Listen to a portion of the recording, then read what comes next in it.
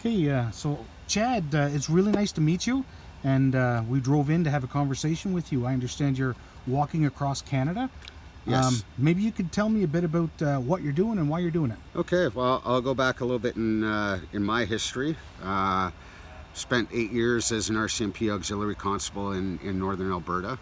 2 years as a special constable in northern Alberta, and for the last going on 15 years, I've been a member of the Alberta Sheriff's Highway Patrol. Yeah, back in 2017, I was having a lot of struggles. My fight or flight mechanism was kind of messed up, and from the advice of my dad, who's a survivor of post-traumatic stress, urged me to go talk to my doctor. Right.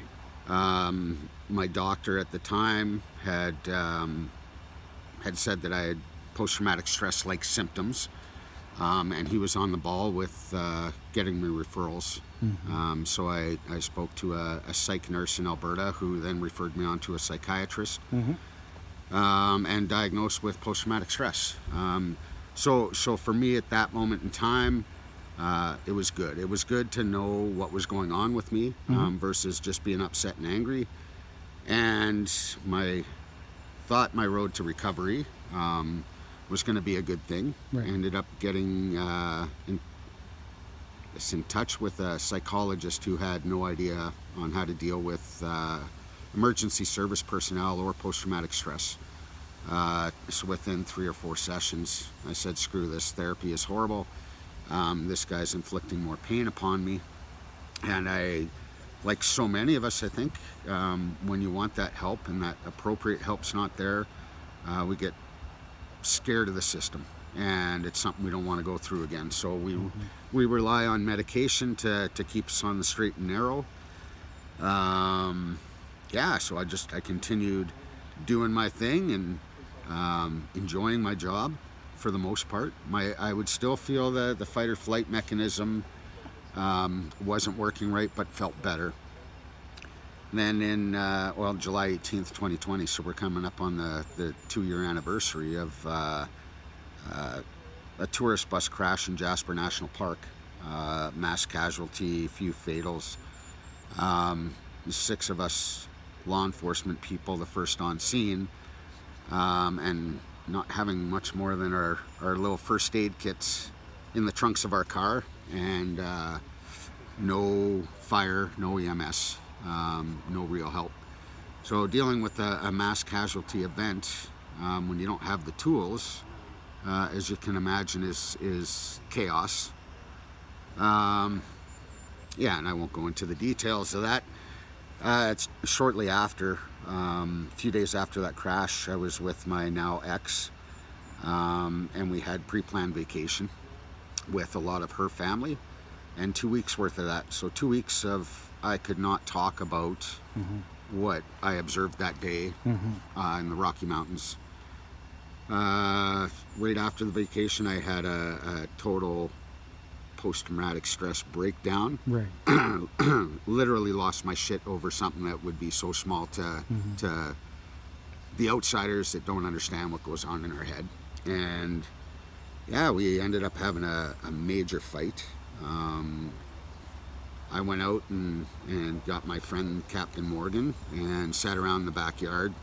I was so angry at myself, angry with her, angry at the bus crash, angry with my department, angry with everybody. So guys, this is where it becomes tough, is I just started talking about this, the openness of my darkest hour.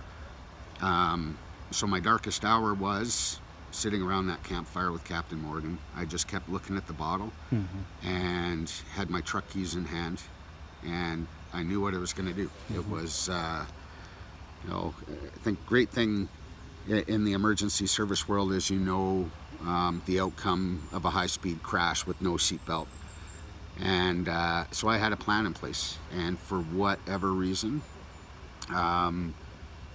I said, man, I watched my parents for all these years go through post-traumatic stress together, and what my dad was going through, and how much love my mom had.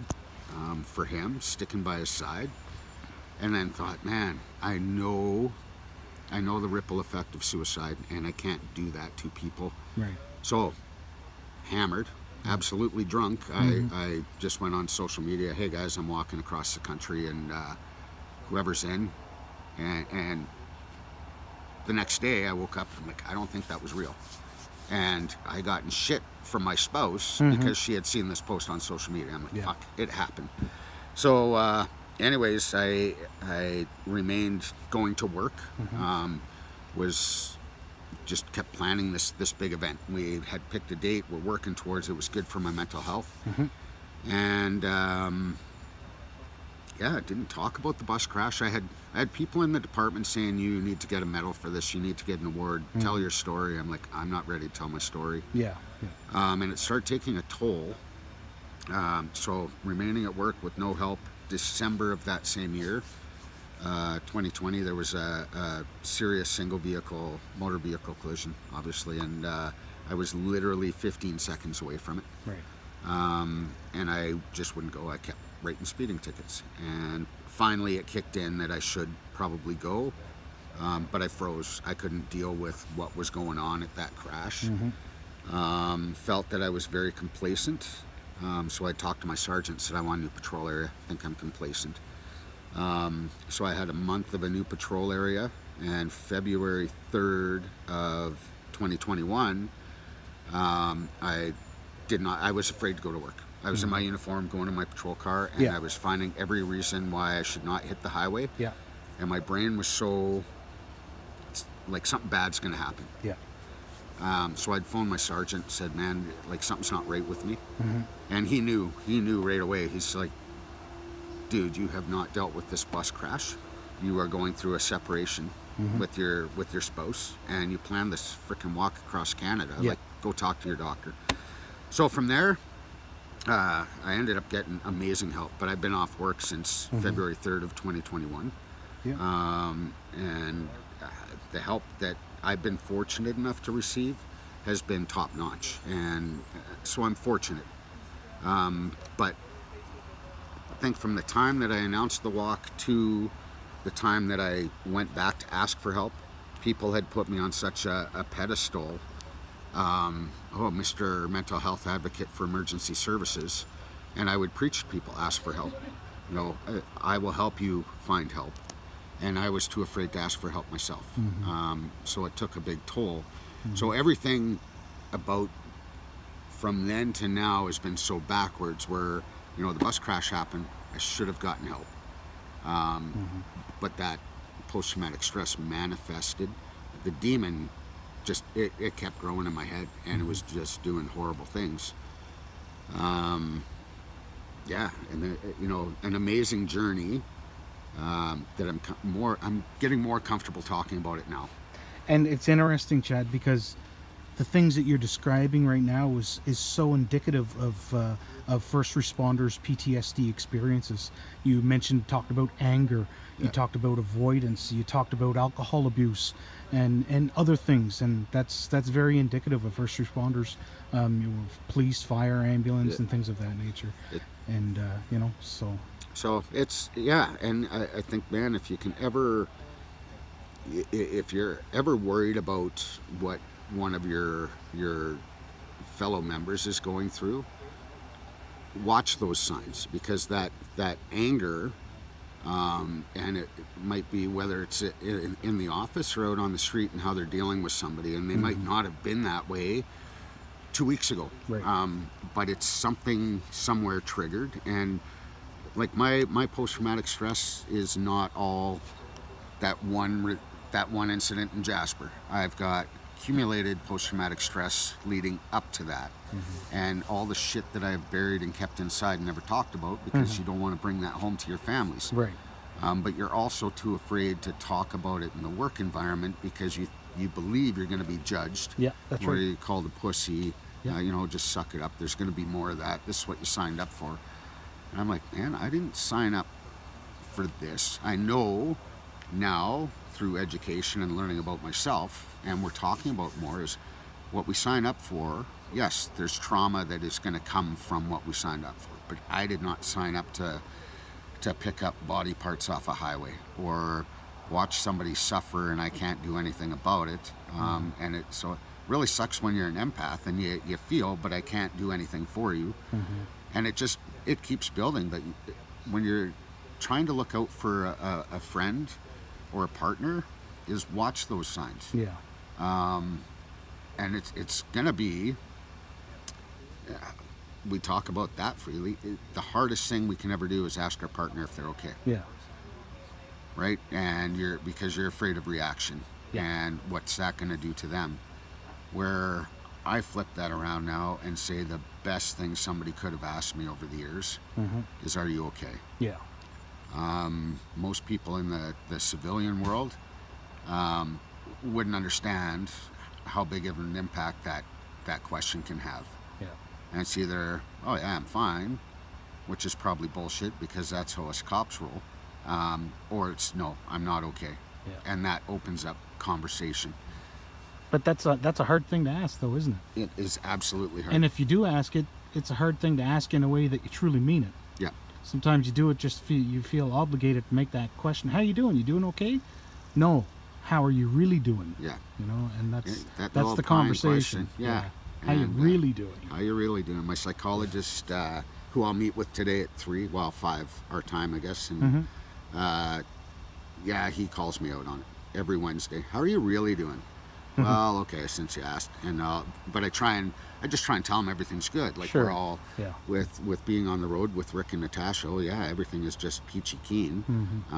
But there's not. There's a lot of the mental struggles and but to have that conversation with them, like, are you okay? Yeah. We're getting better now with communication because we've been around each other so long. But when I look back to sitting in the bullpen at work, and 3 of us come back from a horrible crash, and we all just have our heads down. Yeah. And you can feel the vibe because you're feeling it. Yeah. But we won't start the conversation. Yeah. Now, here's the kicker: is after the bus crash. So before I ever got major help for what I'm going through, we're sitting in the bullpen one night, and we just started talking about mental health. I just started a conversation about, guys, like, this bothered me. And oh wow, all of a sudden the next person says, you know what, I had something similar and it's been bugging the hell out of me for the last 5 years. Or when you're dealing with some of our old guys with 35 or 40 years experience, you're like, oh man, I remember back in 1988, I went to this and I have never talked about it before. Yeah. And so then you start asking the questions then, because I wanted to learn. So how do you feel talking about this now? It's like it's like a burden has been lifted. So you hide that from your loved ones for so many years, and your loved ones cannot understand why you are the way you are. It's like, man, we got a lot of shit stored in our filing cabinets up there, and at every point, most of us have that breaking point, and then those filing cabinets just start opening up, and it's all demons. There's nothing pleasant going on. Right. Yeah, it's an interesting journey. And when we talk right across the country, and man, so many different agencies, so many different, it's fire, it's nurses, it's doctors. Yeah. We all are in this together. It is not isolated to your department. It's not isolated to the OPP. It's not isolated to the RCMP or the Sheriff's Highway Patrol or the military. Yeah. So we are all going through this, and it's way more common than you would ever imagine. And there's so many resources out there, and we're not doing our part to take care of ourselves. I think you're doing a good job of putting that out there, because what you're doing is very amazing. I think it seems to me as it's part of your healing journey. Yes. And by me coming here and talking to you, you're telling these things, and I think it's a strong message, a good message. Thank you. And I appreciate what you're doing very, very much. Thank you. Just briefly, could you just tell us about your journey? You started in BC, correct? Yeah, we started in Cranbrook, BC, and we actually physically stepped off April 4th. So it's been kind of crazy. I don't know, these guys know how many weeks and days we've been on the road. To me, it's just been an amazing blur. Yeah. Obviously very emotional. Yep. And every day, I get messages from veterans, from active members in the emergency service world, psychologists, psychiatrists, who will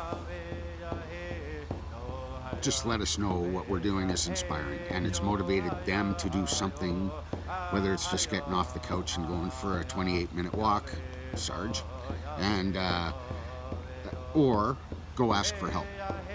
But we also hear every day, it seems like every day, where I'm having, whether it's a text conversation or an email conversation or a phone conversation or meeting people in person, of loved ones who have lost their loved ones to suicide.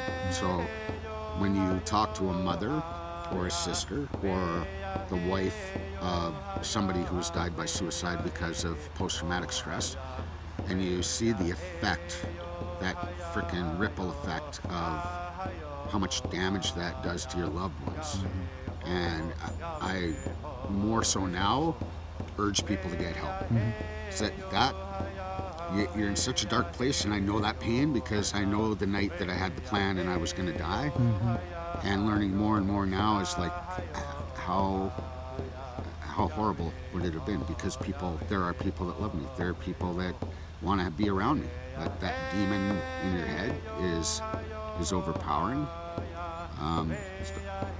And that's a huge message until you hear all sides of the story. And we will never have all the answers we want to hear from a friend or a loved one who dies by suicide, but the impact is, it's horrible. And now, thankfully, when these people contact me, and all they're asking is, please help another family not go through what we've gone through, save a soul. And that, I mean, that's huge. It's powerful, it's emotional. And so every day I'm out crunching on the road. You know what, I want to save one person. And I'm not God, I'm not a hero, I'm a guy trying to find his purpose. But if we can inspire somebody to ask for help, it's huge, huge. I'd like to thank you very much for the message that you're sending, what you're doing, and the reason that you're doing it. It's extremely sincere, and I appreciate it. Thank you, you, Jeff. Chad. Thank you. Thank you.